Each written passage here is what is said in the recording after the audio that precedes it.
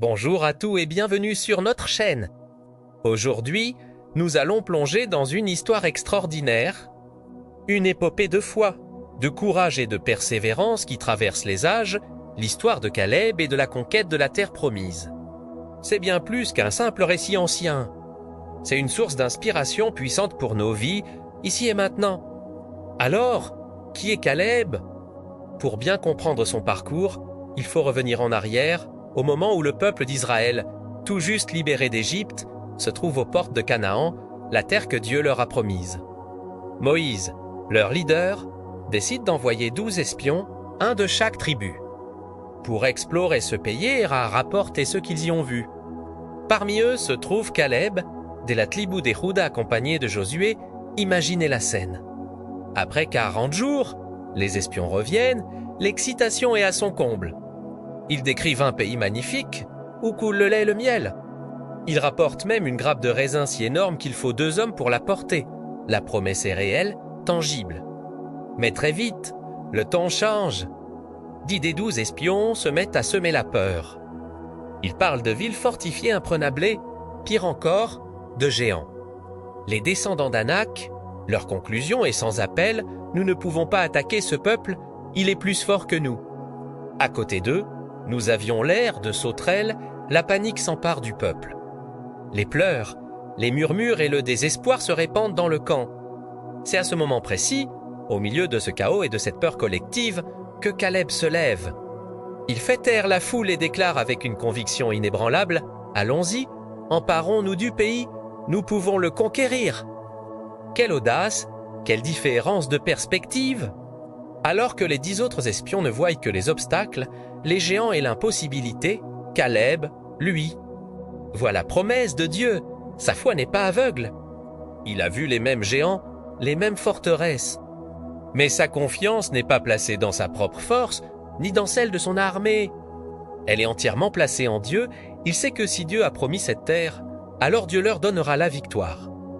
Pour Caleb, la taille des géants n'a aucune importance face à la grandeur de son Dieu. C'est là que réside la première grande leçon de Caleb. La foi et le courage ne signifient pas l'absence de peur ou d'obstacles.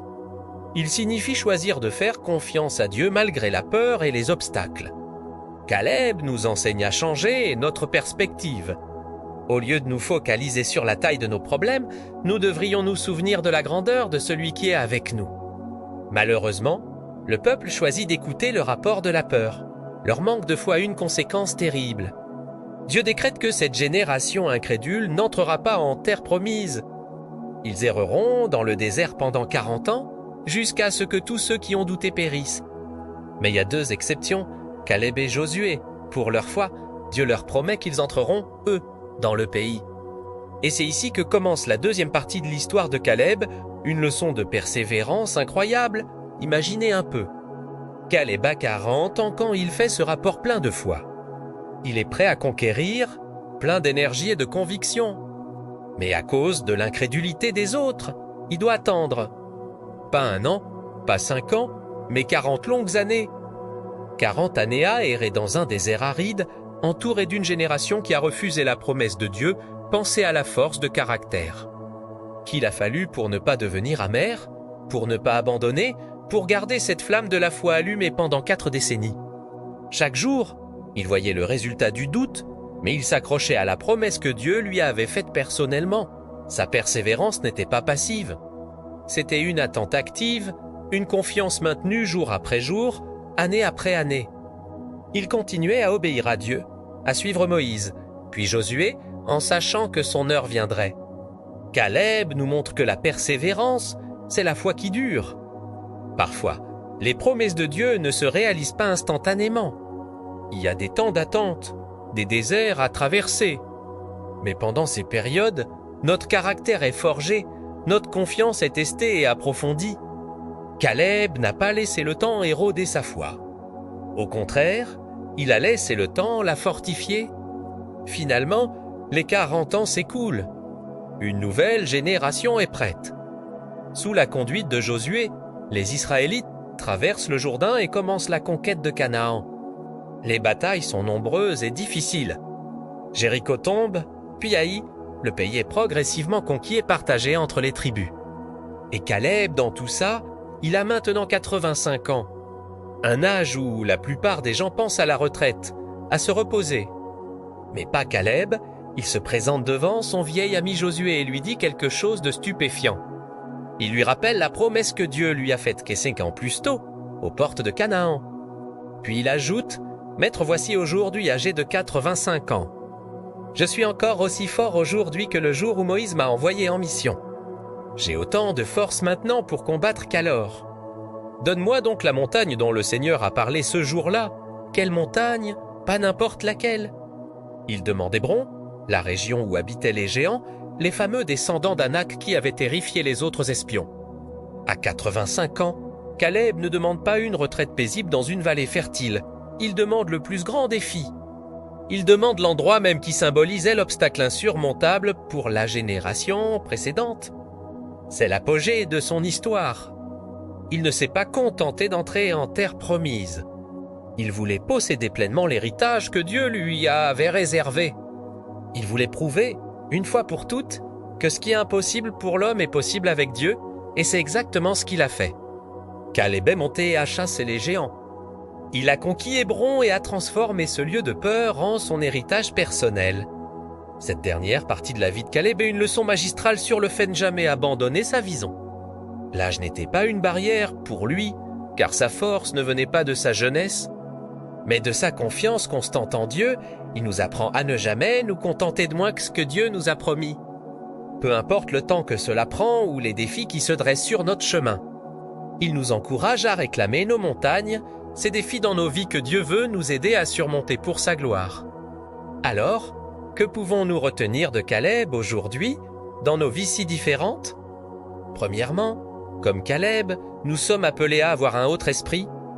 Un esprit qui ne se laisse pas dicter par la peur, le doute ou l'opinion majoritaire, mais qui s'ancre dans les promesses de Dieu face aux géants de notre époque, qu'il s'agisse de difficultés financières, de problèmes de santé, de relations brisées ou de doutes personnels. Nous pouvons choisir de voir avec les yeux de la foi. Deuxièmement, la persévérance est la clé. Le chemin de la foi est un marathon, pas un sprint. Il y aura des saisons de désert, des temps d'attente où rien ne semble bouger. C'est dans ces moments que notre fidélité est testée. Inspirons-nous de Caleb pour garder la flamme de l'espérance allumée en nous accrochant aux promesses divines, même quand tout semble indiquer le contraire. Troisièmement, l'obéissance totale. Caleb a suivi le Seigneur pleinement. Il n'a pas fait de compromis. Son obéissance n'était pas à la carte. C'est cette consécration totale qui lui a valu la faveur de Dieu de la manière. Soyons des hommes et des femmes qui cherchent à obéir à Dieu dans tous les aspects de notre vie, pas seulement quand c'est facile ou pratique. Enfin, n'ayons pas peur de réclamer nos montagnes. À tout âge, Dieu a des défis pour nous, des territoires à conquérir pour son royaume. Ne laissons pas l'âge, le confort ou la peur nous empêcher de nous lancer dans les aventures que Dieu a prévues pour nous. Quelle est votre montagne aujourd'hui? Quel est ce défi que vous remettez à plus tard? L'histoire de Caleb nous crie « Ah, vas-y, avec Dieu, tu peux le conquérir ». L'héritage de Caleb n'est pas une simple ville au Moyen-Orient. Son véritable héritage, c'est cet exemple puissant d'une vie vécue dans une confiance et une obéissance radicale à Dieu. Une vie qui prouve que les promesses de Dieu sont certaines et que ceux qui lui font confiance ne seront jamais déçus. Que son histoire nous inspire, tout à être des Caleb dans notre génération. Merci beaucoup d'avoir regardé cette vidéo. J'espère que l'histoire de Caleb vous a encouragé et inspiré. Si c'est le cas, n'hésitez pas à laisser un j'aime et à partager cette vidéo avec quelqu'un qui a peut-être besoin d'entendre ce message aujourd'hui. Et si ce n'est pas déjà fait, abonnez-vous à la chaîne pour ne manquer aucune de nos prochaines explorations bibliques. Laissez un commentaire ci-dessous pour nous dire quelle leçon de la vie de Caleb vous a le plus touché. À très bientôt pour une nouvelle vidéo.